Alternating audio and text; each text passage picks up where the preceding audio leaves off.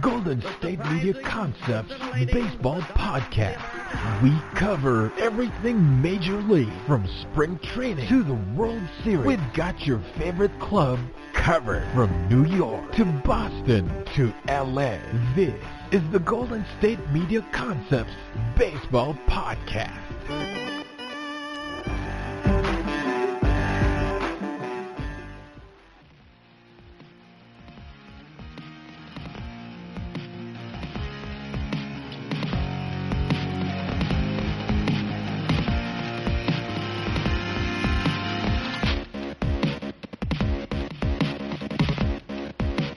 Hello, everyone, and welcome back to the GSMC Baseball Podcast, brought to you by the GSMC Podcast Network. I'm your host, Jack Ridenauer, and it's going to be another awesome episode today. Hope everyone had a good week and has been, staying busy. I've finally settled into my new apartment, which has been really nice. It's been good to finally get into a routine and sticking with a schedule. I don't know about anyone else, but it's always a great feeling when you can get a lot done, staying on schedule and whatnot. It's always a great feeling. So it's been good to be back in a routine after a couple, vacations, being in and out of town, so on and so forth. So hope everyone had a really nice week. We've got a lot to cover today, a lot of things going on in the baseball world, but also some new topics to discuss. One of them you will hear later highlight a future Hall of Fame player who just recently reached a big milestone in his career. So for today's episode, I want to get into first my usual recap of games around the league, these games occurring on Tuesday, August 25th, some really good games, and actually a season first that also occurred on Tuesday night. Following my recap, I will dive into my teams that have started to really struggle as of late and might be in the beginning stages of falling off, and some teams that have started to pick up the level of play a little bit and have started to really get some momentum going in their favor. Later on, I'll give my all-surprising squad selections about which players who have been big-time surprises in my eyes this year and who've really been playing some impressive baseball this season. And be sure to stick around for the final segment today as I'll discuss Albert Pujols' historic performance the other night, the company he has now entered the conversation with, and some other players on this list that also had historical careers not too dissimilar to Pujols's. So it was a very big night for Pujols, but again, I'm going to get into that later on. I want to now dive into some recaps. A lot of things going on Tuesday, August 25th. I'll first jump into it, as usual, Brewers and Reds. Brewers coming out on top, 3-2. The only runs scored were in the fourth inning. The Cincinnati Reds scored 2 in the top of the fourth, while Milwaukee scored 3 in the bottom of the fourth. Orlando Arcia had a big RBI single. Ben Gamel had a big RBI double. So Milwaukee's starting to, they're starting to flirt around that 500 record right now. They're 13-15, while the Reds moved to 11-17. And I'm going to take a pause real quick on the Reds. And they have been, I don't want to say they've been the most disappointing, but with the off-season acquisitions that they've made, and I have said this many times, and quite frankly, I am somebody to blame as somebody who was and in that kind of group of people that were saying, hey, the Reds are going to be really good. Watch out for the Reds. They're going to start, running the NL Central here pretty soon. I will put my hand up and say, yes, I was one of those people, and I have been very wrong. Very, very, very, very wrong. I don't know what it is with Cincinnati right now. They're starting to they were really starting to struggle. They've started to slip a couple games, and they really haven't been the team that I think everybody thought that they were going to be. Jesse Winker, I think he's been an incredible surprise. I'm going to mention him later on in the show. Castellanos has started, he started off really hot, and now he's kind of, I don't want to say fizzled out, but he started to plateau a little bit. And Mike Moustakas being injured, Eugenio Suarez, he's been absolutely horrendous this year. And for somebody that had 49 home runs last year, over 100 RBIs, you can't have that, and you can't miss that in your lineup this year, especially when you bring in two really big hitters and really two big players in that, and especially with Moustakas, who's been on teams where, like the Reds right now, they're in this small, fine window. And I talk about a window all the time in terms of a window frame, a time frame in which that they are able to win and go far, and that they could actually make a playoff run before these players start becoming too expensive to have on their team, or guys start getting lost in free agency or trades, whatever it might be. Cincinnati right now is in that window, and Mike Moustakas is a guy that has won with teams in that window, like the Kansas City Royals, and he's also been with teams that have won not quite to the same extent, but have still won, like the Milwaukee Brewers. now they're really starting to struggle, and it's starting to show. And, if guys like Moustakas and Castellanos can't start picking it up a little bit, I think that their playoff hopes are starting to dwindle day by day. So next game, this was actually a doubleheader, 2 7-inning games. Angels and Astros. In the first one, Astros came out on top 6-3, 5 runs in the bottom of the first for Houston. Yuli Gurriel had a big RBI double. They added another run in the bottom of the fourth. L.A. actually added 2 runs in the top of the 5th and a run in the top of the 6th. It was not enough. They were not able to come back. The Angels are now 9-22, so they have yet to crack the double-digit win frame. Houston all of a sudden is starting to play really good baseball, and I don't know if they were just messing around with everybody before and they were just not trying as hard, or all of a sudden that they've actually woken up and their bats have really started to wake up a little bit too. I mean, they're 17-13 right now. I don't think that they're going to catch the Athletics for first place, and I think that it's going to be a really interesting year in the AL West with the A's being the top team in the division. But I think the Astros, they're still going to make the playoffs somehow, some way, and I can't believe I'm saying this because I quite frankly think that they've been I don't want to say I don't want to say a massive disappointment. Now, if you were to ask me 2 weeks ago, I would say that they were a massive disappointment. They started to pick it up a little bit. They started to carry some momentum into some games. So, we'll see what happens with them. Now, the next game, though, and this is actually where the Angels bounced back, and they won 12-5 over the Astros. So now the Angels are in that double-digit win column. They're 10-22, while the Astros fall to 17-14. And the Angels, they came right back, swinging out first. They scored 4 runs in the top of the first. The Houston Astros were only able to put up runs in 2 innings, the bottom of the 5th and the bottom of the 7th. L.A. scored in 5 of the 7 innings. They scored in the first inning, the 4th inning, the 5th inning, the 6th inning, and the 7th inning, and they put up a 4-run spot in the top of the 7th inning. So no wonder the Angels were able to come out on top and beat the Astros by almost double digits. Shohei Ohtani had a 2-run double. He had a really, really good day from the plate. It's unfortunate that the LA Angels are not playing as well as I personally thought that they were going to be. I thought they were going to be a really good team, a team to watch in terms of who could maybe make and take that second place spot in the AL West.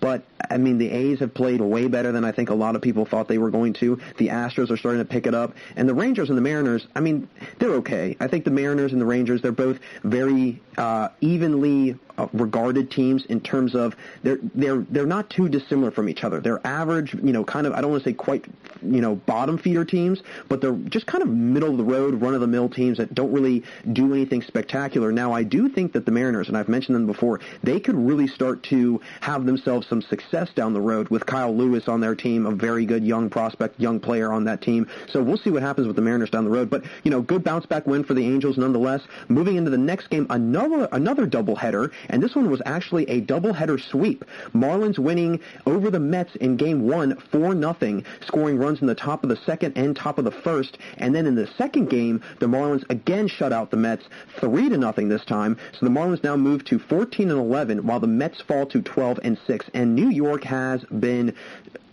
They've just been bad. I really do think that they've just been, and I don't want to say that they've been flat out bad, but they haven't.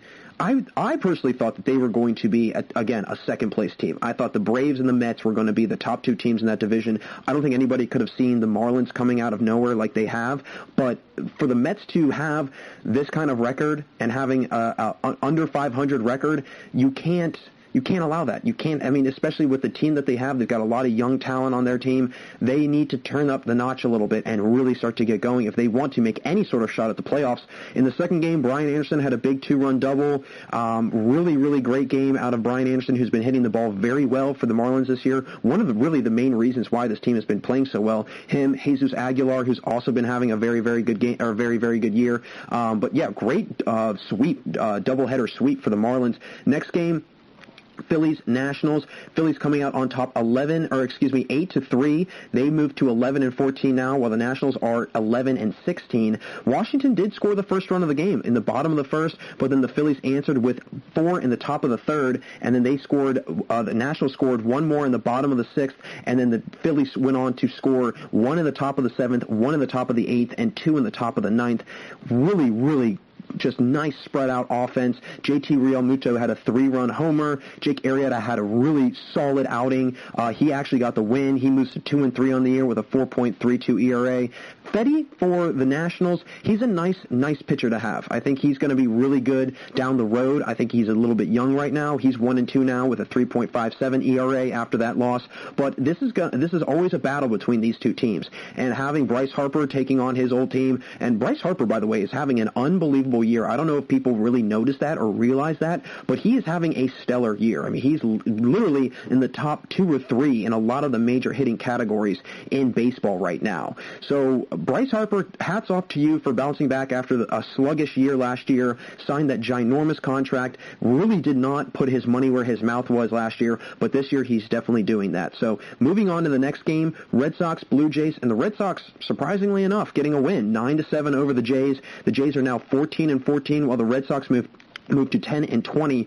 I mean, just a struggling year for Boston, right? I mean, they're just having a really tough go at it. The Blue Jays scored 4 runs in the bottom of the first, and then the Red Sox scored 1 run in the top of the second. So going into the 4th inning, Toronto's up 4-1, and then Boston scored 2 runs, making it 4-3. Toronto would score 2 more runs in the bottom of the 4th also and make that 6-3 now, and then it was a 6-run top of the 6th inning for Boston that really sealed the deal. Now, Toronto did make a little bit of an effort towards the end, scored a run in the bottom of the 9th, but it just was not enough, and Red Sox getting a surprising win, and the Blue Jays have actually been playing much better baseball lately.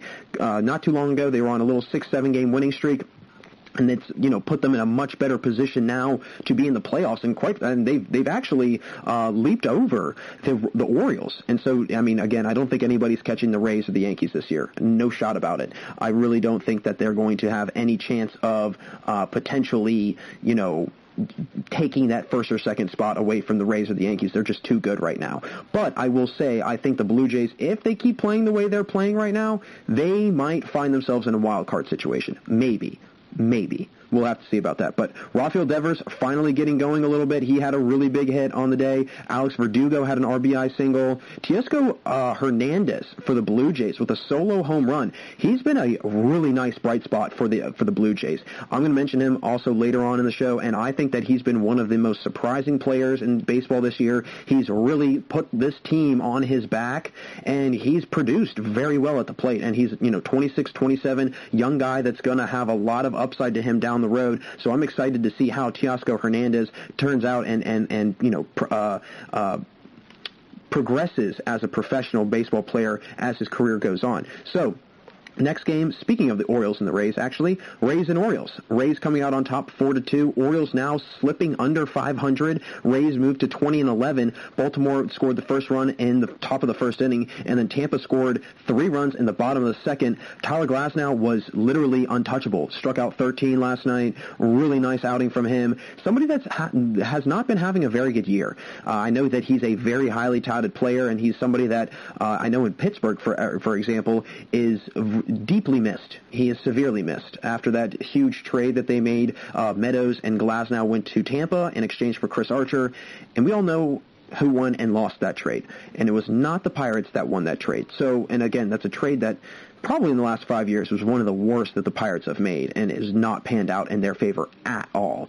But really great outing for Glasnow. He's 1-1 on the year right now, 5.14 ERA. G-Man Choi's sacrifice fly also drove in a run, so that was another big hit. And again, guys like G-Man Choi that are able to just get the ball out of the infield and score those runs whenever it might be needed, that's what you need come playoff time, come postseason. That is what you're going to really need in order to possibly win games, and it might be deciding runs that are being scored on sac flies or when guys are being moved over. I don't think people realize nowadays in baseball how important it is to move guys over. And if it's no outs and a guy somehow gets a leadoff walk and then he steals second, and then the next guy, the second guy up is able to move him over to third base, you now got a guy on third with 1 out. That's setting up everybody else in the lineup for success, big time. Especially your 4, 5, 6 hitters, they're going to have a field day, not only potentially driving in that run, but also getting on base themselves and then driving each other in. So guys like Ji-Man Choi, they're going to be crucial to have come playoff time. And this Rays team, they are dangerous. I actually saw something the other day where somebody was saying that they would not be shocked if the Rays were able to knock off the Yankees. And quite frankly, I wouldn't be either, especially with the Yankees having all of the injuries that they've had. They do have a lot of depth, but I will say their injuries are what kind of worry me if I was them, just because they've got a lot of main guys. LeMahieu's down, Stanton's down, Judge is down. These guys are injured or just recently coming back from injuries or, haven't yet to come back from injuries. So having all of that, and then you mix in Gary Sanchez not hitting well, I mean, that's 4 main big bats in your lineup that are either non-existent or not playing well. And come playoff time, you can't have that. So, maybe the Rays shake things up in the AL East. We'll have to see. Next game, Tigers coming out on top 7-1. Cubs really struggled in this one. Detroit got out all over the Chicago Cubs. Bottom of the first inning, Detroit scored 2 runs, and then they added 5 more runs in the bottom of the 6th. Chicago only scored 1 run in the top of the 9th. Jonathan Schoop hit a big grand slam. I mean, that is what really propelled Detroit to this victory in that bottom 6th inning, hitting that huge grand slam. Wilson Contreras was able to hit the lone home run of the game and really drive in the only run of the game for the Cubs. Chicago now is 18-11, while the Tigers go to 12-16.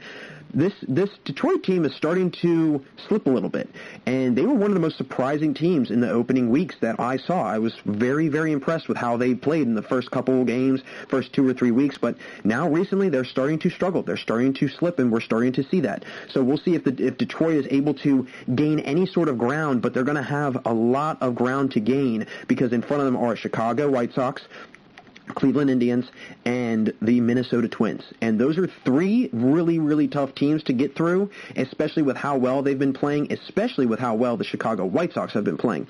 Next game, speaking of the Twins and the Indians, Twins taking on the Indians. Indians coming out on top 4-2. Indians scored the first run of the game in the bottom of the first, while Minnesota tacked on 2 of their own in the top of the second, and then Cleveland scoring really the rest of the runs for the game in the bottom of the 6th inning. 3 runs there. Really big game out of Shane Bieber. He moves to 6-0 on the season, 1.35 ERA, 10 strikeouts. This guy is absolutely lights out on the mound. He's been unbelievable.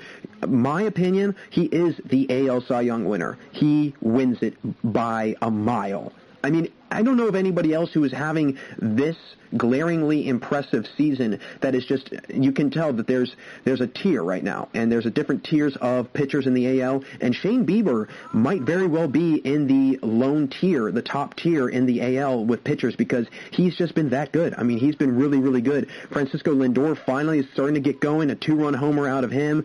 Brad Hand getting the win for the Indians, just a really, really, securing the win for the Indians, getting the save, his 8th save of the year. That's always going to be big for playoff teams like the Indians, especially with Clevenger and Plesac not back with the team. Having reliable rotation guys, having reliable, closers like Brad Hand, that is going to also, like I mentioned about the Rays needing guys that are able to move runners over in certain scoring positions, in certain scoring situations, having guys that are able to close out games and able to make sure that they can shut down opposing teams in close ball games. I mean, that was a close ball game.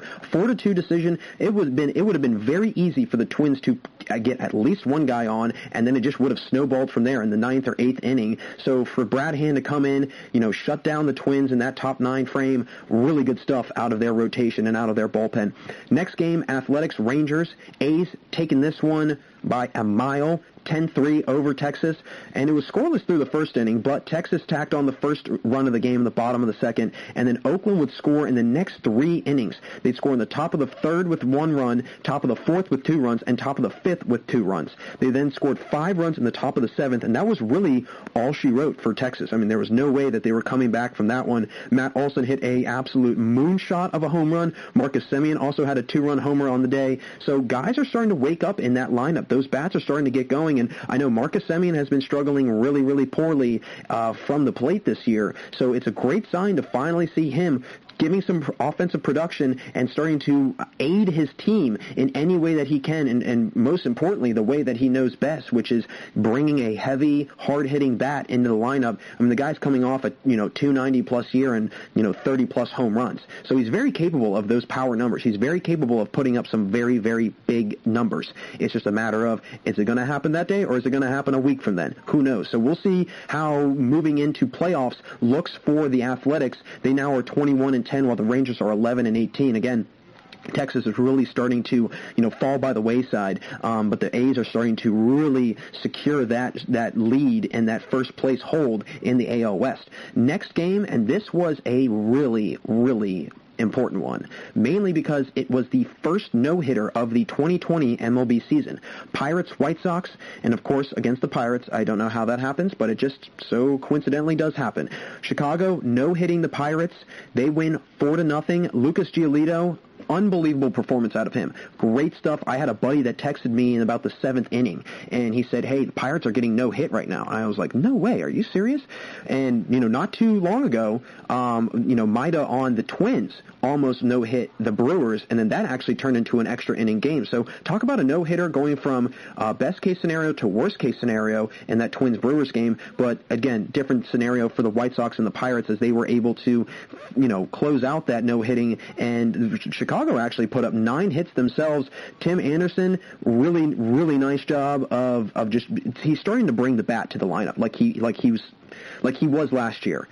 He's hitting about, over 300 now. I think he's nearing about 320, 330. He's playing much better as of recently, which has been a really great sign to see. Jose Abreu has also started to bring the bat a little bit. Nick Madrigal, he's been playing much better over at second base for the White Sox. So guys are starting to play much better baseball. 18-12 right now. They're nipping at the heels of the Indians, and they're nipping at the heels of the Twins. It's going to be a down-to-the-wire finish in the AL Central this year.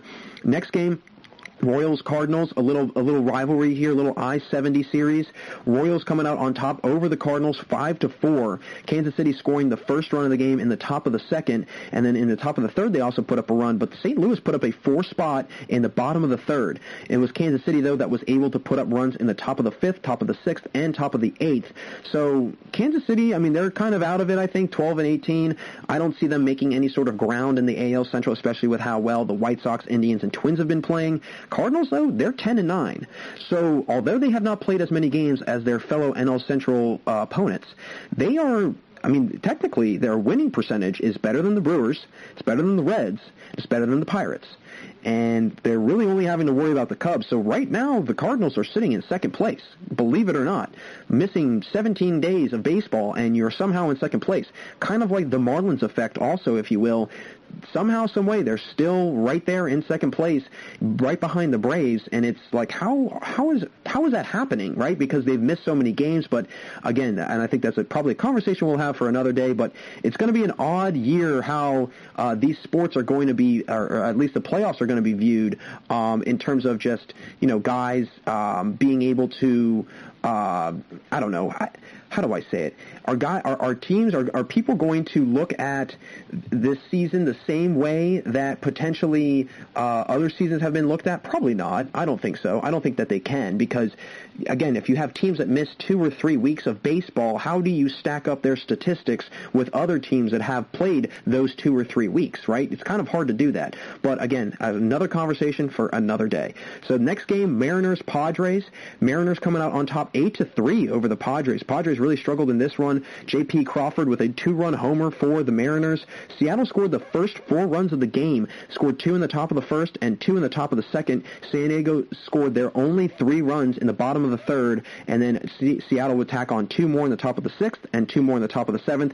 And then Chris Paddock getting the loss, 2-3 now, 5.15 ERA.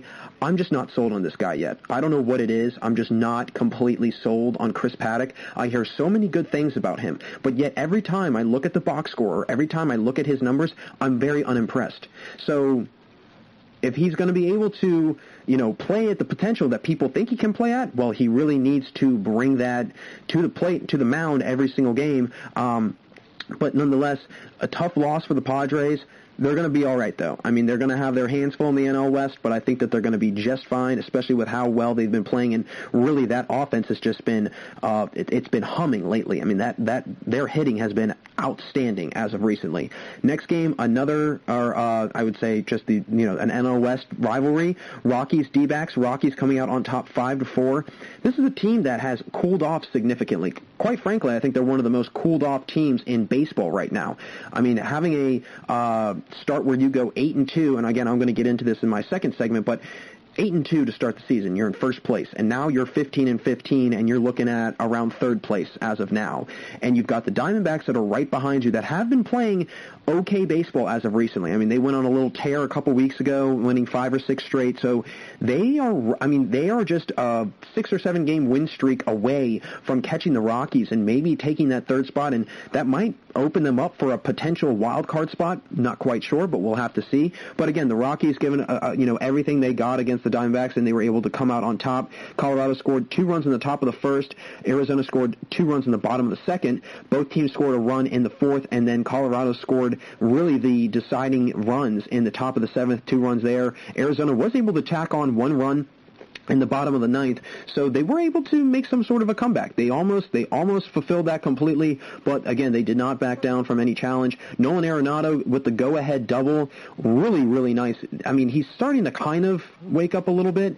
Daniel Bard earned the save. He's another guy, like I mentioned about Brad Hand. If you have really good closers and you've got a good, solid bullpen coming in after your starters, you're going to be just fine. You really are, because all you have to do is just worry about scoring maybe 1 or 2 more runs than the other guy, and then you just leave the rest to your bullpen. So if that can happen for the Rockies moving forward, which I know that they've had, kind of an up and down battle with their bullpen, but it's a great sign that he was able to get that close and just shut down the Diamondbacks. That's going to be a really good thing for them moving into the postseason. Final game of the evening, Dodgers taking on the Giants. Giants winning over the Dodgers, believe it or not, 10-8. Dodgers did score the first 3 runs of the game, they scored the first, they scored 3 runs in the third inning, but it was actually, the Dodgers did score 3 runs in the top of the first, and then San Francisco scored 3 runs in the bottom of the first, and then LA scored 3 runs again in the top of the third, and then San Francisco tacked on 1 run in the bottom of the fifth, 1 in the bottom of the seventh, and 1 in the bottom of the ninth. So that was really the decider right there, and then they went into extra innings, believe it or not. It was one that ended in 11 innings. So then going into extras, both teams added a run each in the top of the 10, and then in the top of the 11th, the Dodgers scored a run in the top of the 11th frame, and then the San Francisco Giants were able to score 3 runs in the bottom of the 11th. Brandon Belt coming up clutch for his team. Donovan Solano with the walk-off, and I'm going to talk about Donovan Solano in a little bit here because he has been having such an unbelievable year. It's kind of a head-scratcher as to why nobody has made any comment about him and nobody has made any, really point about him, because he's just been that good this year. And it's unfortunate he's on a team that doesn't really get a whole lot of notoriety, but I think if he was on a major market team like the Dodgers or the Yankees or the Red Sox or whomever it might be, I think we'd be talking a lot more about Donovan Solano because he's having an unbelievable year. So stick around for that because I'll be talking about his numbers and his season that he's having in just a little bit. But that'll do it for us in this first segment. But stay right there, folks, because after the commercial, I'll be giving my 3 teams that have started to fizzle out lately and might be losing their playoff hopes by the day, and my 3 teams that I have noticed starting to gain ground on other teams and really have elevated their level of play recently. We'll be right back here on the GSMC Baseball Podcast. This is your ultimate stop for everything sports. The Golden State Media Concepts Sports Podcast. Should I say more? From the NFL, MLB, the NBA, to MMA, it's all in here. The Golden State Media Concepts Sports Podcast. Listen now.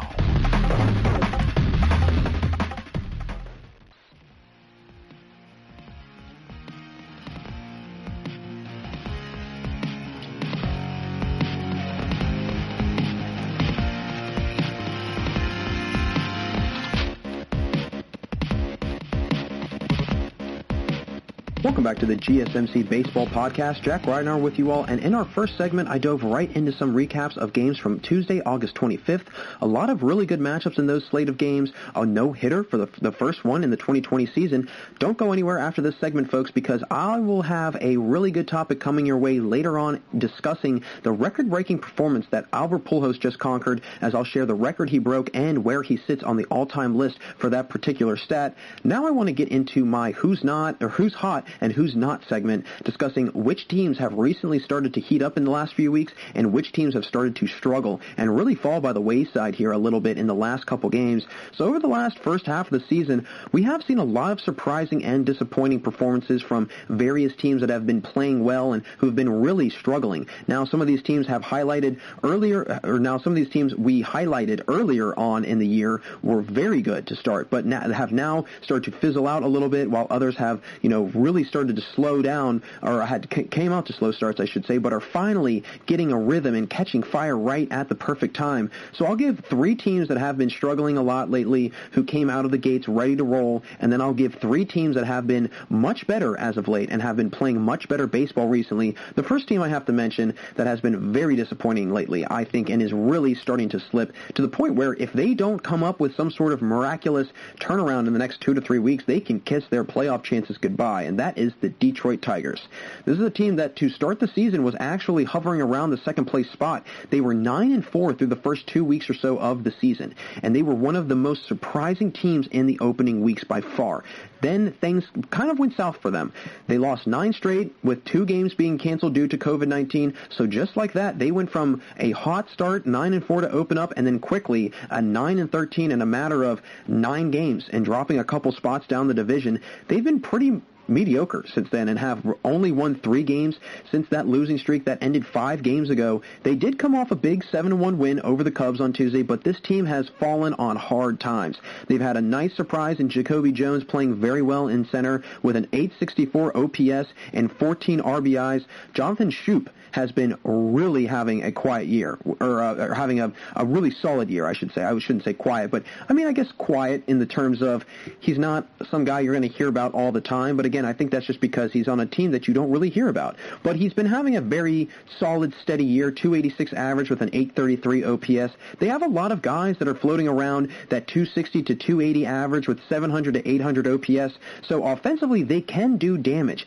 Their rotation is a little bit of a different story, with 2 of the 5 guys having over an 8 ERA and Tyler Alexander with a 4.87 ERA.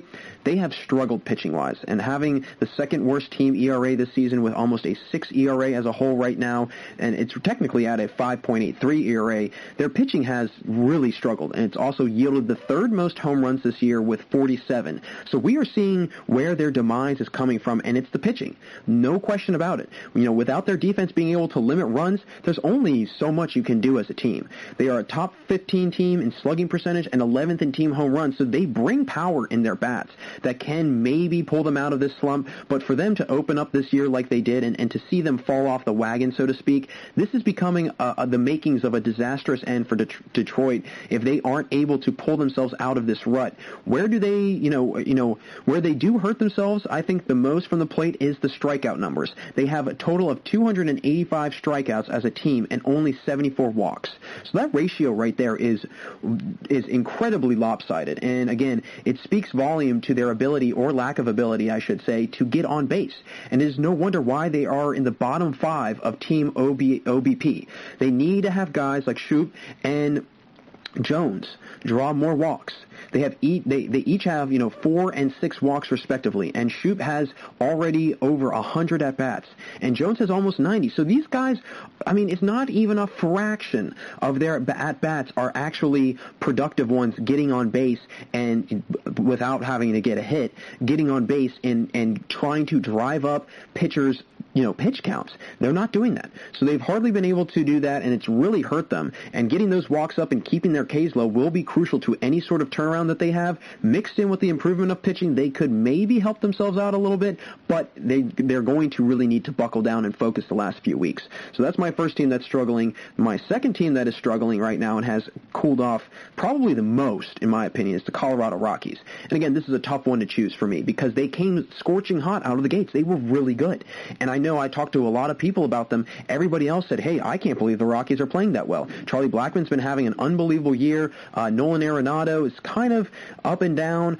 Trevor Story's been having a very solid year. Daniel Murphy's been having an okay year. I mean, he's usually more of a closer to 300 average hitter. So, again, they're kind of struggling a little bit. After losing their opening day game to the Rangers in a low-scoring 1-0 decision, they would win 4 straight, losing to the Padres 8-7. After that loss, they went on a tear, an absolute tear, winning 7 of their next 8 games before losing 12 of their next 14. So right there, those 14 games, and again, we're starting to see a trend here. It's just a matter of a week of playing poor baseball. That's all she wrote. Whereas in a different season and a different year, where it's 162 games, it doesn't matter. If you have one bad week, it's okay. It's not a big deal. But in this season, it's totally different. If you have one bad week, it's the difference between going, 8-2 to start and being in first place to all of a sudden dropping down to 4th place and having a totally different viewpoint of the standings. Again, that major cool-off is, again, the reason why they plummeted in the rankings. They were in first place on August 4th. Over 20 days later, they are now nearly dead last, barely at 500. Over an 8-game period from July 31st to August 7th, they had at least 1 home run a game, with 3 in a game coming in 3 different games and having 2 in 3 games also. So for that stretch was really big for them. And again, that's all it takes, is that just that 1-week stretch, and that is all they need. So in order for that to happen again, they're going to have to start getting going a little bit, and hopefully they can pull themselves out of any sort of slump that they might be having. And again, what is again ironic is some of their hits as a team in games this year have come during that that long drought they had when they lost 12 of 14. So not completely their lack of play, but really the other team just playing better baseball that day. Their pitching rotation isn't awful, but it's not great. A few 2.5 to 3 ERA guys. One pitcher, John Gray, has struggled mightily as a starter this year, having a 6.23 ERA. Really rough year so far for him in over 30 innings pitched. And as a whole, this team's overall ERA is nothing spectacular, only a 4.55 ERA. And this team, I mean, that's why they're, struggling so much. Not to mention they're near the bottom in the league in team strikeouts this year. So those are 2 big factors that we're looking at, like, hey, you can't get the pitching done. Guys are starting to get hits and drive runs off of your pitchers. That is starting to become an issue. And it's starting to, and again, right there, it showed.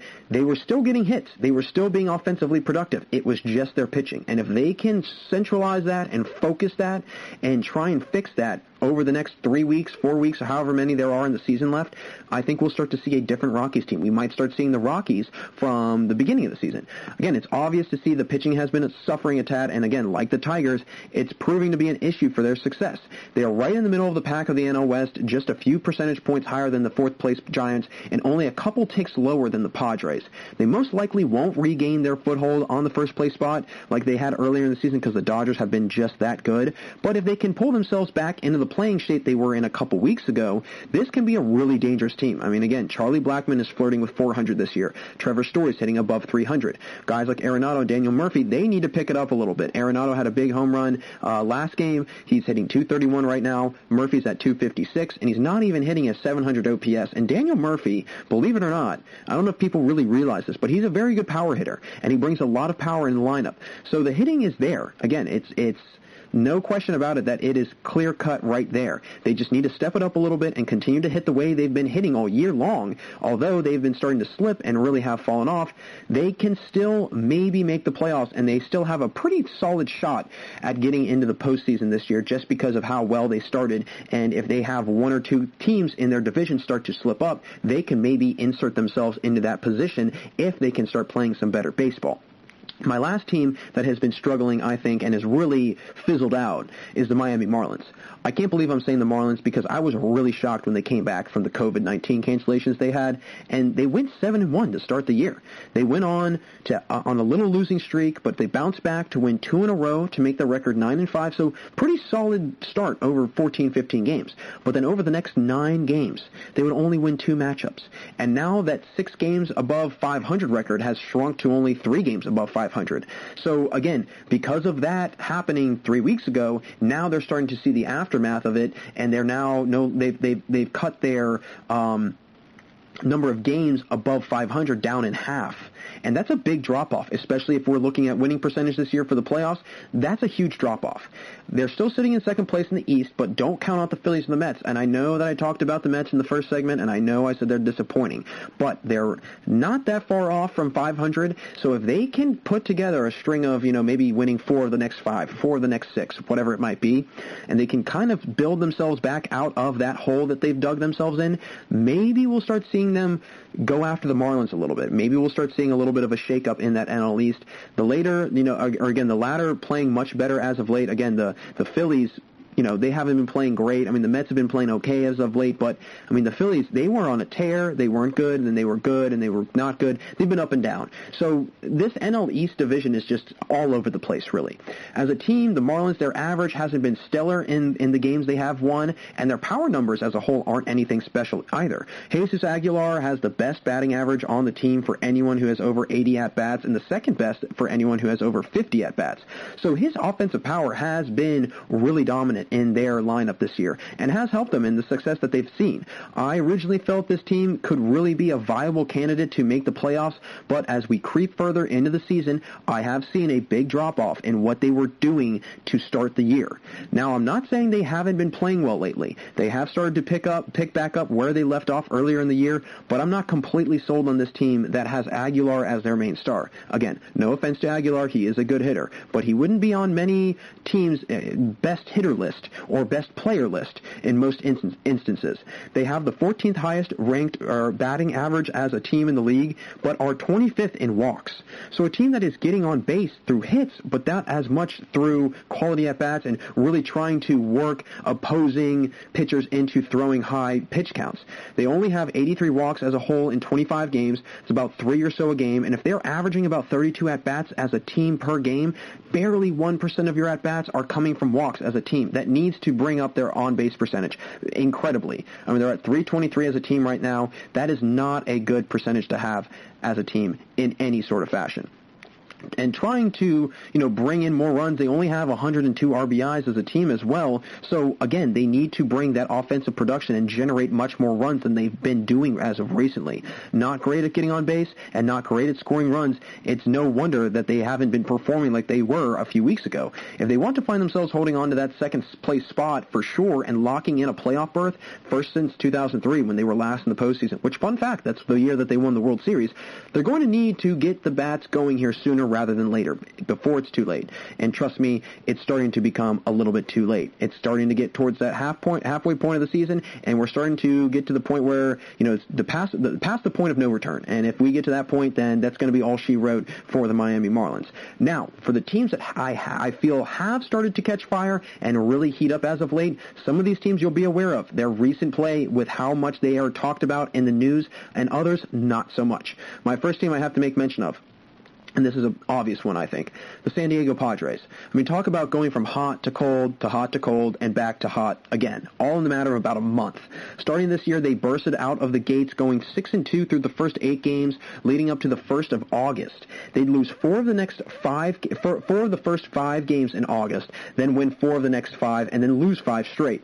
So again, a team that had a roller coaster of a season so far, jumping back and forth between 2nd and 3rd place in the NL West this year, currently in 2nd place. This team has been led by the surgence of one of baseball's youngest stars, and really someone who, we will hear an awful lot about for the foreseeable future, Fernando Tatis Jr. And if you haven't heard his name yet, you probably haven't been watching baseball, because the guy has been everywhere. He's literally on ESPN every single day. He's batting .301, 12 homers, which is leading the league, 29 RBIs, well over 1,000 OPS. He's on his way to a monumental year, and it's unfortunate we don't have the All-Star Game or the Home Run Derby this year, because it would be a lot of fun to see him compete against other big-time home run hitters in the league. But again, we're not having that because of the shortened season.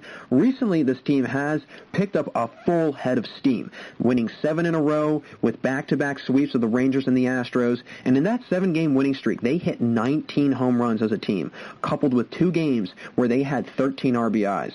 So right there, it's telling me this is a big-time power-hitting team that brings a lot to the plate. Tatis isn't the only one who's been hitting well. Will Myers has been hitting great with 7 home runs and a 943 OPS. Manny Machado has finally picked up the slack, batting .280 right now instead of the dismal .218 or .220, wherever he was, right in that general area earlier on and a couple of weeks ago, really. Jake Cronenworth has been a really nice asset to this team also. He's been providing a lot of offense with a .342 average, and it just adds to their power hitting abilities as a team. I mean, it really does.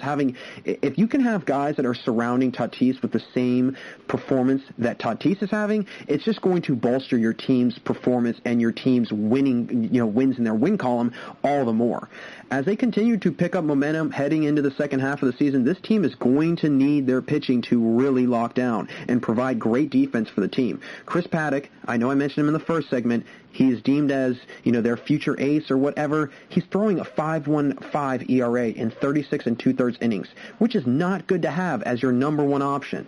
I will say, Zach Davies has had a pretty solid start this season with a 3.03 ERA and 31 Ks. Drew Pomeranz has been absolutely lights out in a reliever role. He's actually kind of switched over into a starter or a closer role also. He's got 12 Ks in 9 innings, and he's yet to allow a single run. However, their overall team ERA is nearing 4.5. And for a team that has some of the best power numbers in baseball, top 5 in the OPS just about this year, they need that pitching to work itself out. And again, this isn't a scary rotation, right? I mean, no one on the rotation screams out dominance.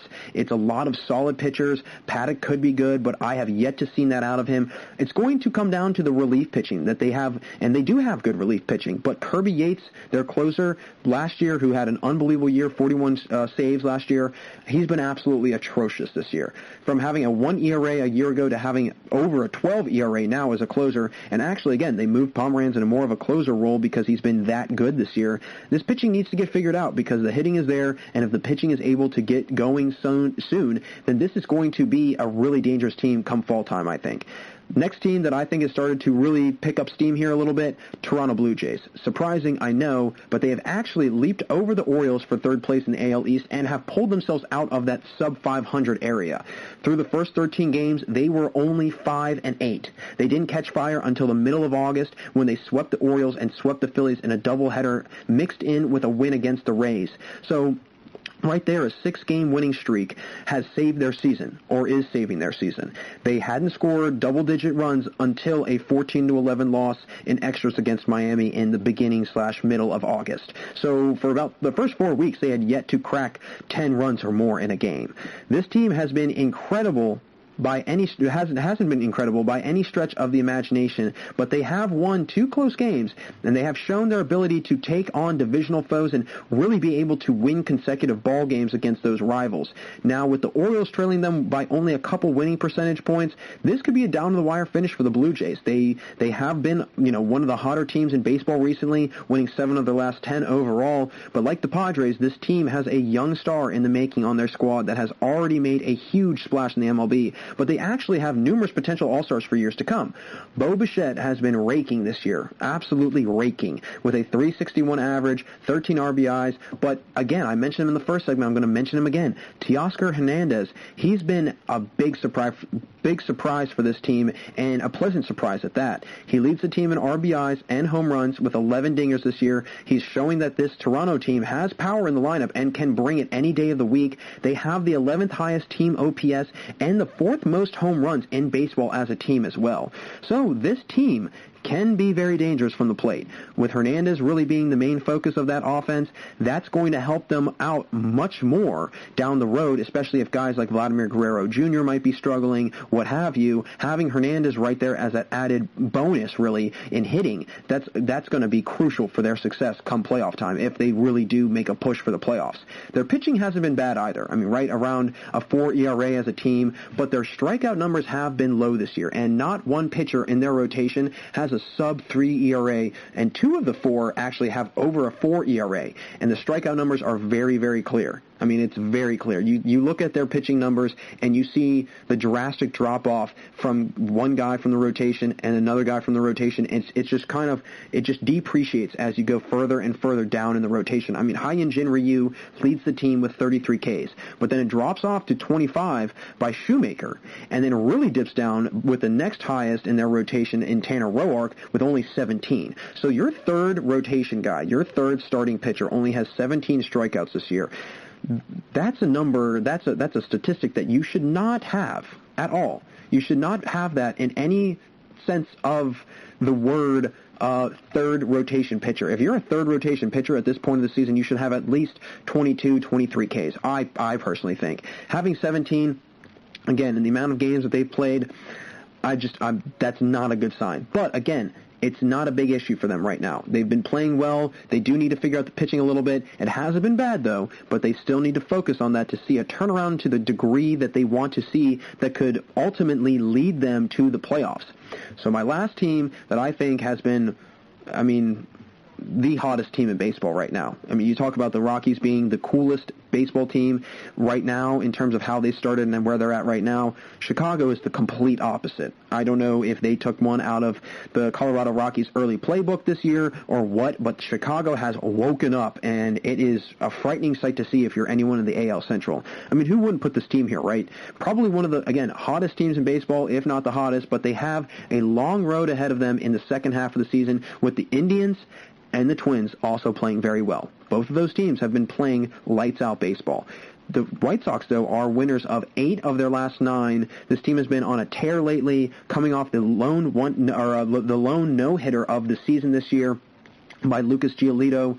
They were 3-4 through the first week of the season, then won 4 straight, but then lost 6 of 10 and found themselves below 500. And with their recent 7-game winning streak and coming off the league's first no-hitter of the year, this is a team that is on an exceptional rise like none other. Again, Jose Abreu, he's been leading the charge for the White Sox, leading the team in at-bats, while also being in the top 5 on Chicago with both average and OPS. And he had a streak of 4 straight home runs in 4 straight plate appearances. That's really hard to do.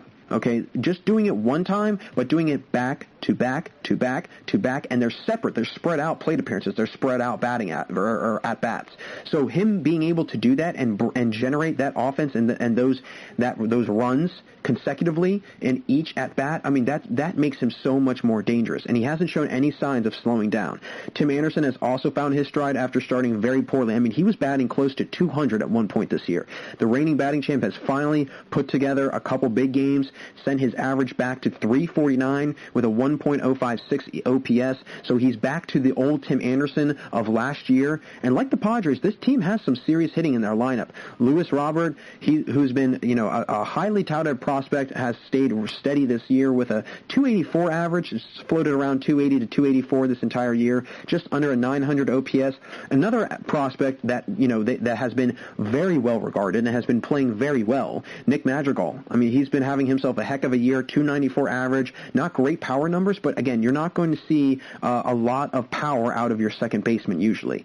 Mixing in the young makeup of this team with the momentum they are carrying into this second half of the season, it's very clear that this is a playoff team. It's just a matter of other teams starting to slip in order to propel them into that playoff spot, and their pitching has also been huge for them. Lucas Giolito throwing the most innings on this team with a 3.09 ERA, coming off a no-hitter against the Pirates. Dallas Keuchel seems to have really rejuvenated his career, leads their starting pitchers in an ERA with a 2.65 clip, the 6th best on the team, they have the 6th best team ERA, mixed with the number 1 team batting average. So you're top 10 in 2 of the major offensive and defensive categories. This right here could be a team that not only makes the playoffs, but makes a huge push for a deep run in the postseason as well. No question about it. I genuinely do believe that. So this is going to be an interesting finish, and we still have just about 30 games to play, so a lot can happen the next few weeks. As we've already seen, it doesn't take much for a team to slip up a little bit, and then the teams behind them gain ground and wind up surpassing them. It really does happen, and we've seen it already a couple times, and it won't be the last time that we see this year, for no question about it. So for teams that are in good playoff spots right now, I wouldn't get too comfortable because there is still quite a lot of baseball to be played. So that will close things out here for us in our second segment on the GSMC Baseball Podcast. Thanks again for tuning in, and coming up after the commercial break, I'll share my all-surprise squad, a little play on the last segment I did for Tuesday's episode on the all-struggle squad. I want to now highlight players who have been having surprisingly good years so far and who could really carry this play further into the year. Folks, it's been a lot of fun so far, but we got a lot more to go, so don't change that channel. We'll be right back here on the GSMC Baseball Podcast. Tired of searching the vast jungle of podcasts? Now listen close and hear this out. There's a podcast network that covers just about everything that you've been searching. Hey! The Golden State Media Concepts Podcast Network is here. Nothing less than a podcast bliss with endless hours of podcast coverage. From news, sports, music, fashion, cooking, entertainment, fantasy, football, and so much more. So stop lurking around and go straight out to the Golden State Media Concepts Podcast Network. Guaranteed to fill that podcast itch. Whatever it may be. Visit us at www.gsmcpodcast.com. Follow us on Facebook and Twitter, and download us on iTunes, SoundCloud, and Google Play.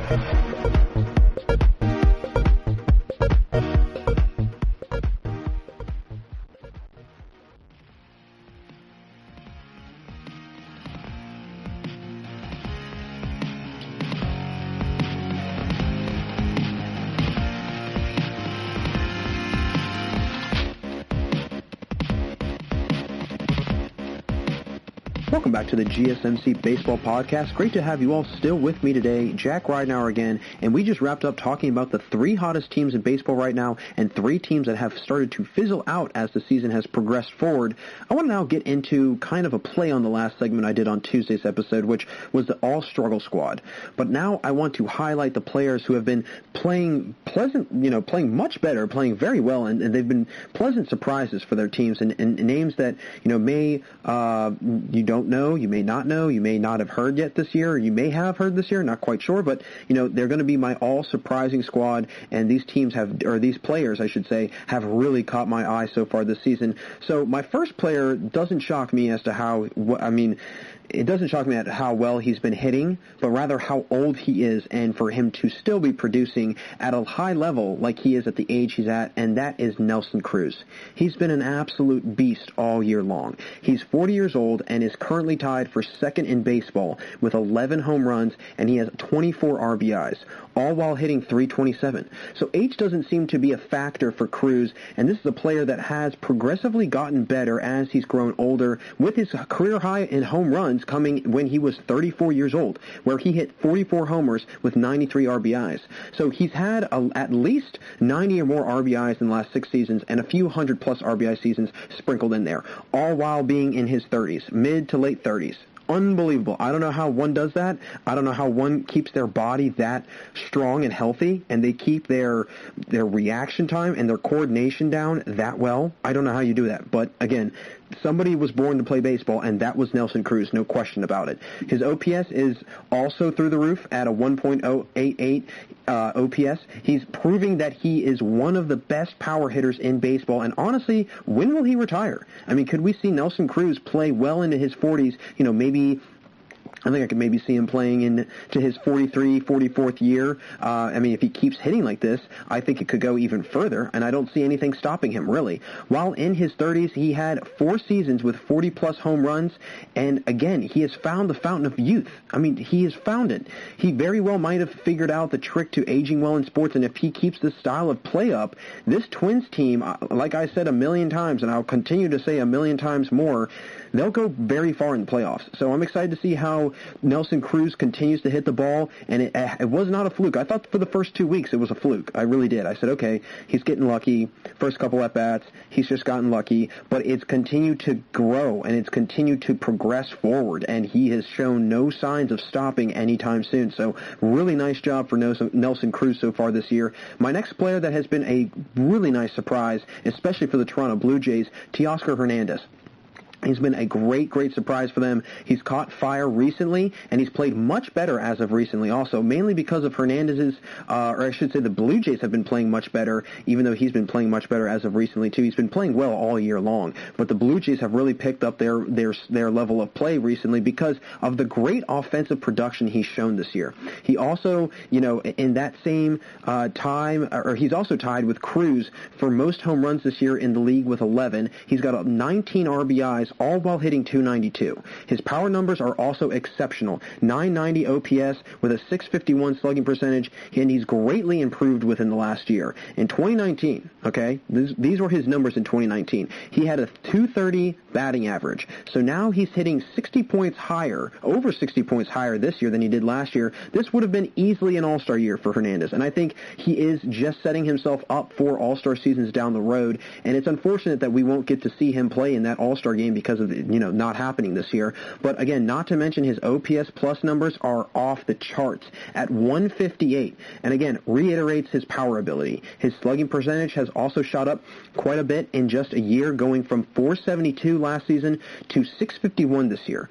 It's unfortunate, again, there won't be more baseball this year, just in general, not including an all-star game, just no more baseball in general after 60 games, unless with the playoffs obviously, but there won't be a full 162 game season because I was really excited to see how Hernandez could have played in a full season. I do think that he has the potential to be a very good hitter in the AL for quite some time, and I do not think that this is the last that we will hear of Teoscar Hernandez.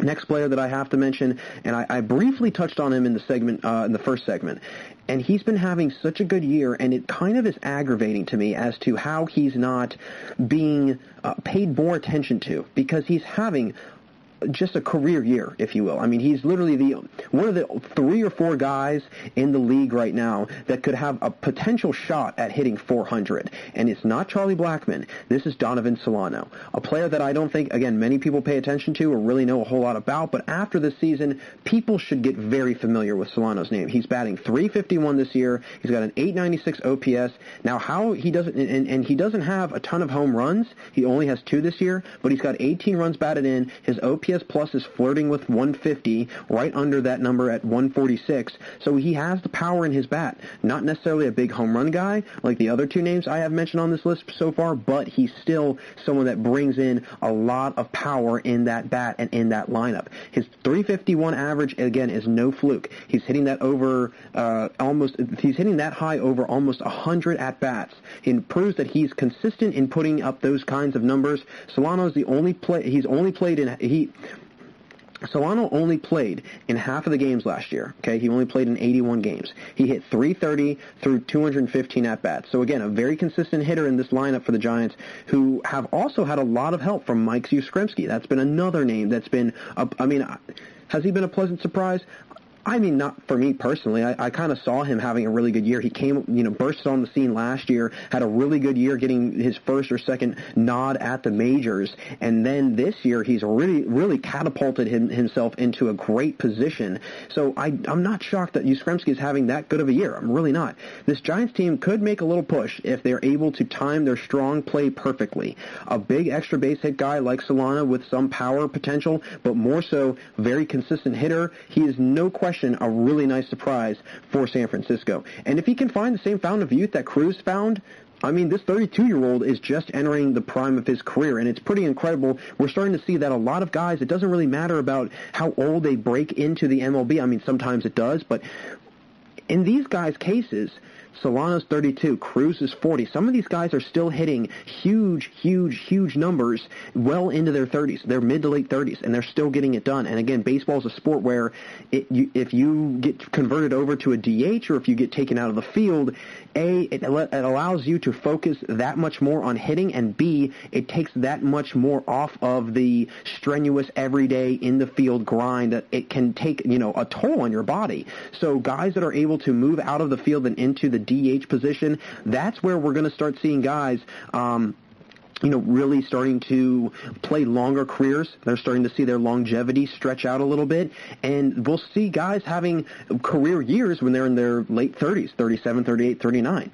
So Donovan Solano, again, he's making my all-surprise squad because he's been playing that well this year. Next guy, Randy Dobnak, and he's one of the top young pitchers in the AL. Dobnak has been lights out for this dominant Twins team. He's been untouchable all year. He posted as low as a 0.64 ERA at one point of the season. He was literally under 1 ERA for the first 3 weeks of the season. First, 4 games he pitched, 5 games he pitched, he literally did not give up a single run. He's now sitting at a 1.78 ERA with a 5-1 record. He's 25 years old, and he's only in his second season with the Twins and in the majors. So if you ask me, those sound like some Cy Young-esque numbers. Maybe not now, but definitely down the road, I could see his name come up much more frequently when discussing the Cy Young. He's not a big strikeout guy, though. With only 16 this season in his 6 starts, and he isn't a huge stamina pitcher as he averages right around 5 innings per start. I mean, his first start, he only went 4 innings.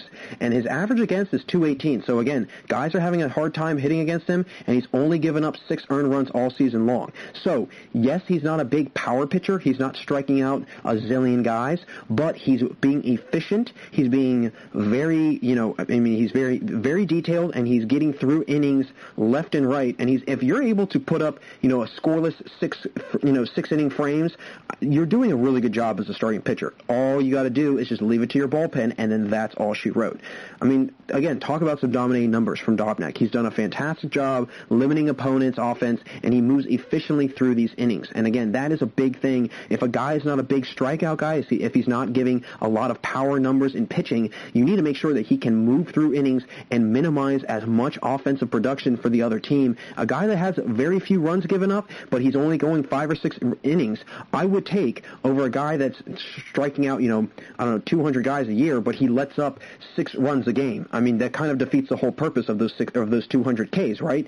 So I think a guy that has a below 2 ERA, a below 1.5 ERA, and maybe not all the strikeout numbers in the world, still constitutes, in my book, a very good pitcher and a great starting pitcher. So, it's wildly impressive that, he's been able to have the dominance, really, that he's had so far with only, 16 strikeouts on the year. So, again, that's also telling me he's getting guys out other ways. He's not just striking guys out. He's able to mix it up a little bit. A good ground ball pitcher, a good fly-out pitcher. He's able to get guys out in different situations, and that's very, very good as a starting pitcher. For a guy, again, who lost his first game of the year, he was 0-1 in the first game of the year, then responds by winning 5 in a row. That is wildly impressive, mixed in the fact that he's on a playoff potential team, and probably a playoff-bound team, really, at this point. Dobnak could be a name we continue to hear as we inch our way closer to the playoffs. Next guy I have to make mention of, Hanser Alberto. Now, I'm really excited to talk about this guy because he's been stellar for the Orioles this year, and really the heart and center, I think, of the hitting that they've had this year that is top 10 in the league right now. 27-year-old has been unbelievable in his second year with the Orioles, batting .311 right now with a league-high 12 doubles, but not a big walk guy. Only 4 walks and 119 at-bats, so someone who is really doing a nice job at getting on base without drawing many walks. Not a big home run guy either. Only 2 bombs on the year and 13 RBIs, so his offensive power is really coming from just generating hits. No matter what they are, just putting the ball in play and getting on base. He's done a remarkable job of also keeping his strikeout numbers down. He only has 17 strikeouts, and so a guy that has over 100 at-bats and fewer than 20 strikeouts, I would take that. I would, and especially in a sport that is based on failure, I would take that any day of the week. And especially for a guy that's hitting near the top of the lineup, that's another really nice sign that he's, able to get on base, and he's not, when you have a leadoff guy or a second hole hitter, maybe a third hole hitter that is consistently getting out in the batting position that he's in, it throws everything else off for the rest of the guys that follow suit. So if your leadoff guy in the first inning of the game gets struck out, or he grounds out, or whatever, right there you've got nobody on base. You already have one out, and now you're down to your second hitter. So you're kind of putting yourself at a disadvantage a little bit. But again, if you've got good second, third, fourth, fifth hitters, I guess it doesn't really matter. But having that leadoff guy who's able to get hits and get on base, I mean, it's going to just elevate your team's status all the more. Not a huge power guy, like I mentioned. He's got a .462 slugging percentage, and he's got the 12 doubles. And so, again, two big stats to have. And I said that he isn't a big power guy, but he does have pop in his bat. It's not something that is super glaring and super dominant, though, in his game. His OPS is right under 800 at 798. His OPS plus is 117. So solid numbers out of Alberto. And this is a really big reason why Baltimore has seen so much success. And I know there are other guys that have been contributing, but we can't deny that Alberto hasn't been leading the charge for the Birds. Next guy, Jacoby Jones.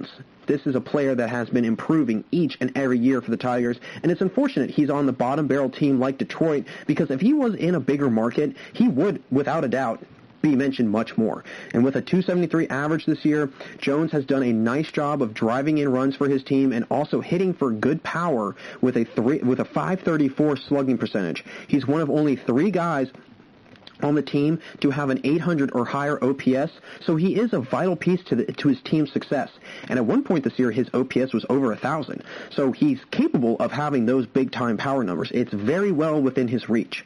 I remember looking at the Tigers roster and record, actually, back when they really came out of the gate swinging, because I just was floored that I was looking at the standings one day, and the Tigers were in second or third place. I was like, how is this happening? And, come to find out, Jones was, really the main point of all of that, because he was leading their team in just about every single major hitting category. His average is up almost 40 points from a year ago, and his OPS is also over 100 points higher than it was a year ago as well. So with Jones on an upward trend in his career, this could be the beginning to something big, not only for Jones but for Detroit as well. Now the other question will be, can they keep him around? We all know what happened with Castellanos. They had him for X amount of years, and then he leaves, and then all of a sudden he just blows up. And we know also that Detroit is not a hitter-friendly ballpark. So if you take Jones maybe out of a Tigers uniform and you put him over like where Castellanos is in a Reds uniform, maybe you put him over with the Rockies, hitter-friendly oriented ballparks, you could maybe see an elevation of those numbers. You could start seeing, just like Castellanos, I mean, you could see the difference in Castellanos' number when he left Detroit and he went to Chicago. And I'm telling you, if Jacoby Jones did the same thing, we would probably see the same improvement of his hitting numbers if that were to happen. So my next guy that I have to give credit to and put on my all-surprising squad, Starlin Castro. And he's a player who, was otherwise forgotten about, I feel, being in Miami the last few years. His numbers aren't staggering, but they are a great sign moving forward with Washington. If they want to keep him for a few years, he could be a great addition to their team. He's hitting .267 this year, which is a few points lower than last year, but his OBP, slugging, and OPS are all up. Even if they aren't crazy or drastic differences, they're still improvements. His OPS plus is near that 100 mark, so he's a nice player to have on a team like the Nationals that are trying to make their way into this playoff conversation.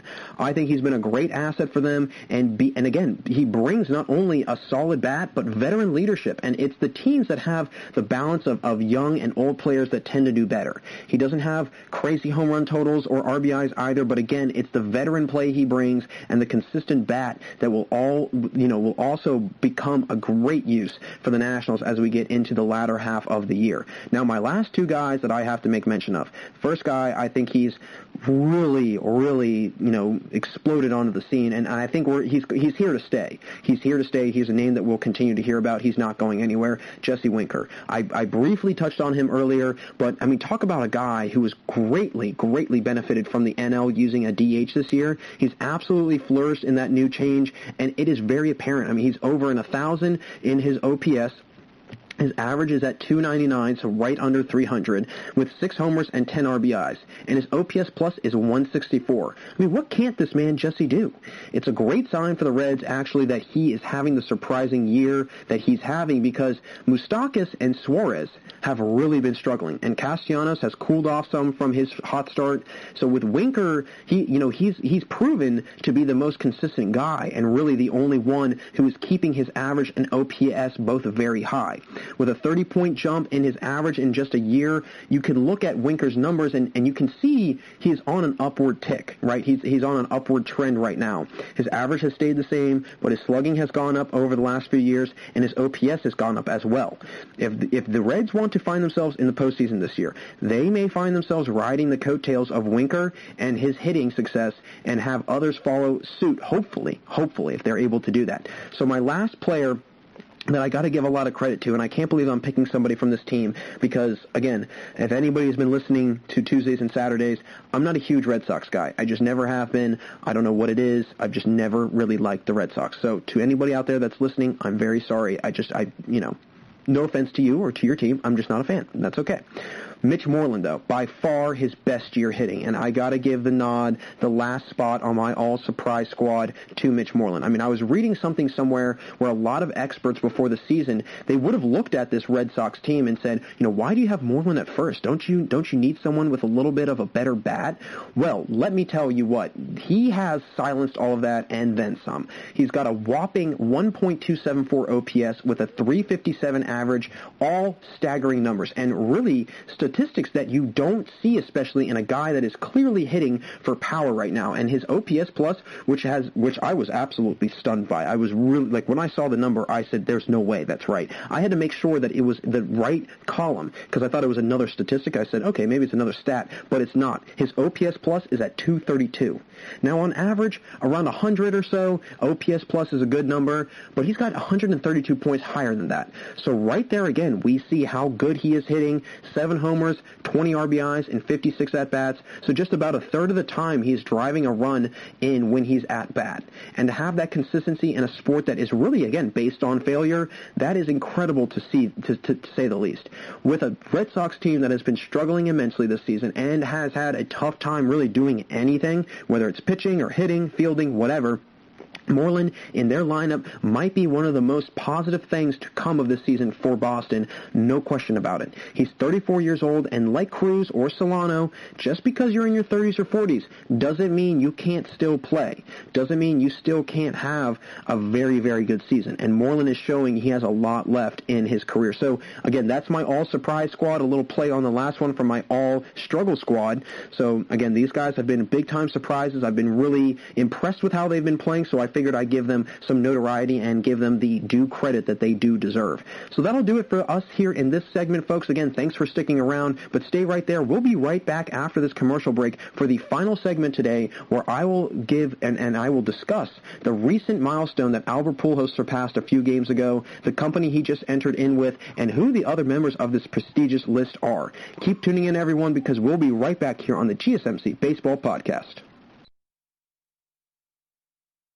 Want to know the latest in soccer? Then listen to the Golden State Media Concepts Soccer Podcast. From MLS, the World Cup, and the Premier League, we've got you covered. The latest updates, the hottest matches, and news on the league's top players. It's the Golden State Media Concepts Soccer Podcast.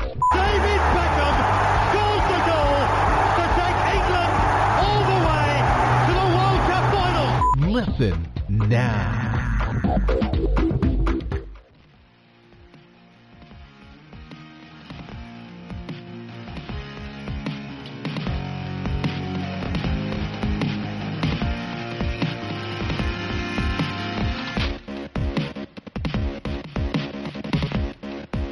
Hey everyone, and welcome back for the final segment here on the GSMC Baseball Podcast. Jack Ridenauer still with you, and in the last segment, I discussed the all-surprising squad and which players have been having an eye-opening year and having some really career years at that. I want to now close this show out today talking about Albert Pujols' unbelievable achievement, really. I mean, that's the best way probably to describe it, that he just conquered and what his legacy means to the game of baseball. So for many of us, Albert Pujols is a player that lives in infamy, especially in baseball. I mean, the guy's one of the best, if not the best hitter in baseball for at least a decade. I mean, from 2001 to 2011, he was the best hitter in baseball. Not to mention, I mean, he's one of the most respected players in baseball as well. Now, we all know that in recent years, he's not put up the numbers he usually does, although he was still hitting and driving in over 100 runs for the Angels when he was 36, 37 years old. So incredibly productive. And again, going back to what I mentioned in segment number 3, guys like Cruz, guys like Solano, and right there we see Pujols, when he was in his later 30s also, still productive, still getting it done. And I think it just really boils down to, can these guys get out of the, playing every day in the field and just have to stick to hitting? And if you can do that, and that's all you got to do, probably just lightens the load all the more. But in his reign, I mean, wow, he was incredible. But Pujols was, I remember growing up, and as a Brewers fan growing up, you learn to not like the Cardinals just out of inherent. You just are not a fan of them. And same thing with the Cubs. You just don't like either team because it's one of your rivals and it's the teams that are predominantly the better teams in the NL Central. So growing up, I always was so fearful whenever the Brewers were playing and Pujols stepped into the box because you never knew what was going to happen. Okay, you probably could guess he wasn't going to strike out very often, but you did not know whether or not he was going to hit a bomb or not. And sometimes it was just kind of like, oh, is this going to happen? Is he going to hit it? And sometimes he would. So growing up, I mean, and I was always, and I think that also speaks volume to who Albert Pujols was, not only is as a player, but also just as who he is as a person. I just could never not like the guy, right? I could never say I can't stand Albert Pujols. I don't like him. I always had a lot of admiration and respect for Pujols and the way that he carried himself, the way that he played the game, and just the way that he really respected and treated others. He wasn't a big showboat guy, and the people in St. Louis, man, did they love him. I mean, I remember watching some games whenever he would reach a milestone, and the entire stadium, it's like time just would stop, and you would just see this sea of red or sea of, everybody wearing Cardinal stuff, all stand up, just clapping, giving him the due credit that he deserves. And it was always he was always very appreciative of it. He never made a big deal of it. He'd always just, put his hand in the air, thank everyone. And, that was about it. He would just go about his business and go back to playing. I remember, I don't know if this is true or not. Somebody would have to fact check me on this. But I read somewhere that in the off season, he would get golf balls, or he would get, maybe it was just baseballs, I don't know. And he had a cage, or he had a net that he would hit into, and he had a tee in his garage, and every single day he would get 500 swings in at a bare minimum. Now, you always hear about great athletes doing something at a bare minimum of 250 makes a day in basketball, or whether it's somebody like in football that a quarterback gets in at least 150 throws a day, or they get in at least 50 routes run in during a football practice, whatever it might be. Hearing guys that are going in and swinging a baseball bat in the off season 500 times a day, I mean, that's unbelievable. The amount of torque that is, and wear and tear on your back that's a lot, especially with somebody like Pujols who's generating a lot of power out of his swing. So, he had a string of 30-plus home run seasons that lasted from 2001 to 2012. So for 11 years of hitting that many home runs, it's something that you don't see really ever. You don't see that very often. Not many guys are able to do that. I mean, I don't really know of any guys like today that have done that on a consistent every single year basis. And I like to always imagine if baseball, viewed OPS back in the early 2000s and mid-2000s like they do now, some of these players might have been viewed in even higher regard than they usually are. I mean, Albert Pujols, he had an 1100 OPS on numerous occasions during the 2000s. If we saw somebody that had an over 1100 OPS today, we would be so floored. We would be so confuzzled and confused as to literally how that is happening and how well they're hitting that we wouldn't be able to fathom that. And somebody that's doing it year in and year out, again, it just shows and it adds to the legacy of Albert Pujols. He had well over a 600 slugging percentage most of that time, also in those 2000s years, not to mention hitting 330 or higher in almost every single year. So you're having at least 330 of a batting average, at over 600 of a slugging percentage, and having 1100, I mean, he never was under 1,000, so he had just about 1100 OPS almost every single year. I mean, the guy is a first-ballot Hall of Famer. There's no question about it.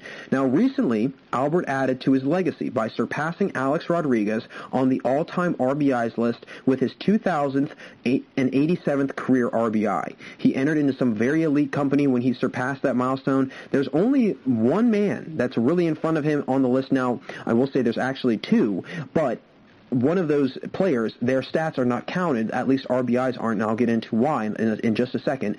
But that man that's ahead of Albert Pujols right now is Hank Aaron. He has over 2,200 RBIs, 2,297 to be exact, so 3 shy of 2,300. So a goal that is probably out of the reach of Albert, I would say. But again, if we're going back to the old thinking of, if Cruz and Solano can continue to produce at the level they have, and Albert Pujols was also producing at a very high level not too long ago, maybe. He's, just about 200 or so RBIs away from that. It'd be really close. It would be really, really close, and he'd really have to play another at least 3 years to get to be able to surpass it. But still, to be second or third all-time on any list, really, that is impressive in itself. Now, what is interesting is the RBI was not counted as a stat until the 1920s. And prior to then, RBIs, they don't really count because it wasn't viewed as an actual stat. So there are actually 2 other players in this 2000 RBI club, but because of it occurring before 1920, they are not added to the list. Now, the 2 guys, Cap Anson and Babe Ruth. But nonetheless, you have a very few number of players that are in this conversation, and to have Albert there is incredibly deserving. He is by far I think he's the best hitter in this generation from 2001 onwards. That might be a little bit of a hot take, that might be a little bit of an aggressive take, but I really do believe that he is the best hitter in our generation. Not to mention, never had any issues with steroids. You never heard his name being mentioned about being, implicated in any of that. I mean, maybe you'd hear murmurs of it, but it would be immediately shut down. There was never any implicating factors that he was, actually, doing that. And I have a guy hit that well during a time in which steroids, they ran rampant in that sport and in baseball. It's impressive to see, him rise through all of that and still come out as the best hitter of all time. Now, I want to look at the other names that are on this incredible list of all-time RBIs, and these are names that most of us would be familiar with, and others maybe not so much, but this is the list as follows. Hank Aaron, Babe Ruth, but like I mentioned, some of his stats don't count prior to 1920, but if they were to count, he would be second. Albert Pujols. Alex Rodriguez is now 4th. Cap Anson is 5th. Barry Bonds is 6th. Lou Gehrig is 7th, Stan Musial is 8th, Ty Cobb is 9th, and Jimmy Fox rounding out the top 10. Now, again, like I mentioned, on Baseball Reference, where I got this list from, they include Ruth and Anson's career numbers, which would put Pujols at that 3rd spot. But if we were to not consider Ruth and Anson, then Eddie Murray and Willie Mays would they would be in that top 10. But some of these RBI numbers are insane to just look at. I mean, Rodriguez still has 2,000 RBIs, and him and Pujols are the only modern-day players that are going to reach that milestone, at least anytime soon. And I know we are talking all about Albert, but Alex Rodriguez, he must not be forgotten. Now, he did it in a little bit of a different way. He was implicated with having steroids. There were serious allegations, and it was even an actual, confirmation that Rodriguez had used steroids during his career. So even though Rodriguez still used a substance to allow himself to be better than everyone else, he still achieved something that the average baseball player does not. And I have this conversation a lot with friends, and I'm sure, I'll probably bring this up. I'm going to use this on a rainy day, but, should these steroid users be considered for the Hall of Fame? And for a guy like Albert Pujols to play the game honestly and to play with everything that he has and everything that he, came every single day with a great attitude, played hard, and played well, and to have him make the Hall of Fame with a guy that cheated and kind of, cut around corners and made things a little bit easier for himself, I don't know. Me personally, that doesn't sit well. I would personally, if you're going to put a Hall of Fame guy in that's a steroid user, you need to make note of it. You need to write that down. You need to put a little asterisk by it or whatever. Again, I'll get into that another day, but nonetheless, we may or may not see Rodriguez in the Hall of Fame. We will definitely see Albert Pujols in the Hall of Fame. Barry Bonds and Lou Gehrig only have, one total RBI separating themselves on the list, with Gehrig having 1,995 RBIs and Bonds having 1,996 RBIs. Cobb has a few less than those with 1,944. So there aren't many players that have leaps and bounds more RBIs than the others. And another thing that I thought of was, back in those days, when Ty Cobb was playing, Babe Ruth was playing, guys were not throwing the ball as hard as they do now. You were not seeing a 95-mile-an-hour fastball with movement coming in, scorching hot, right on, the inside corner of the plate, and you've got to have less than 0.8 of a second to react to that. You did not have that. You had guys that were probably throwing 70, 75, maybe 80 at the most, and as time has gone on, the pitching has increased. The training, the stamina, the durability, guys getting prepared for the season, again, workouts, weight training, everything else that has added to pitchers' speed and velocity on their fastball. But if you think about it, imagine if Albert Pujols was playing back in the 1920s or 30s, and imagine the damage that he would do in a game. It would honestly be kind of scary. I would feel fearful for the opposing pitcher, because a ball coming in at Albert Pujols that is probably 75 miles an hour is essentially his routine, batting practice probably. Maybe not as fast, but we'll just say it's around batting average speed.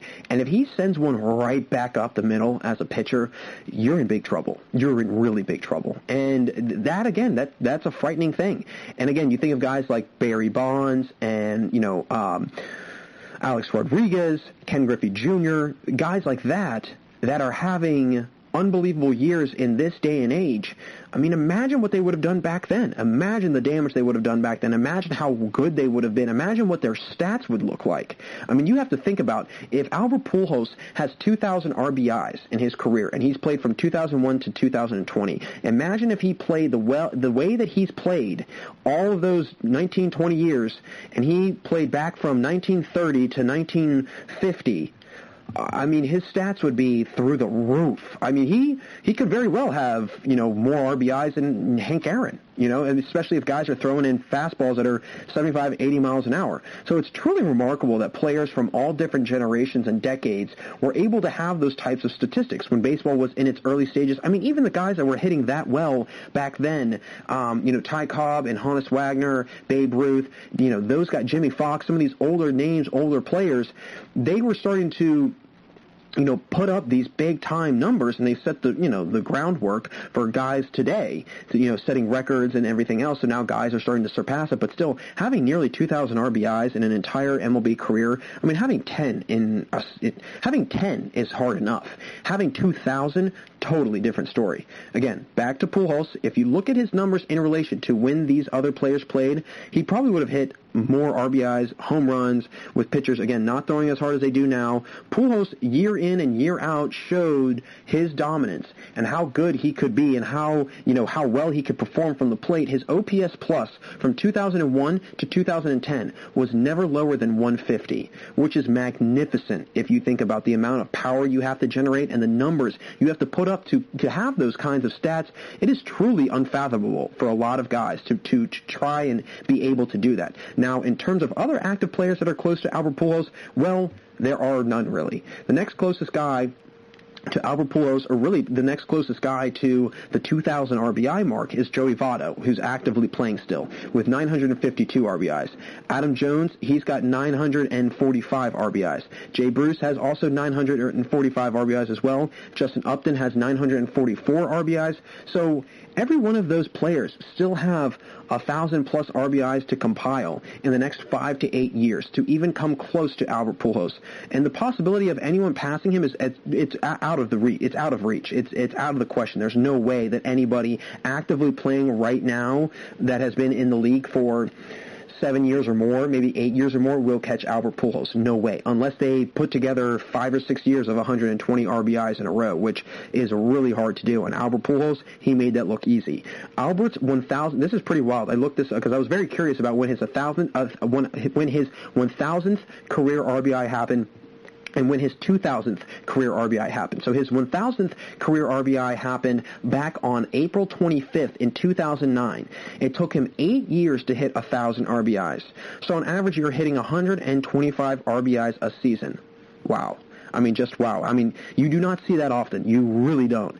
And now it has definitely, taken him a year or two longer to get to 2,000 as he reached that goal in 2019. But what's funny is both hits were home runs that propelled him into the record books with those ginormous numbers. His 1,000th RBI came on a grand slam, and his 2,000th RBI came on a solo home run, about 10 years separating them, and both were home runs. I mean, you can't write something much better than that. You really can't.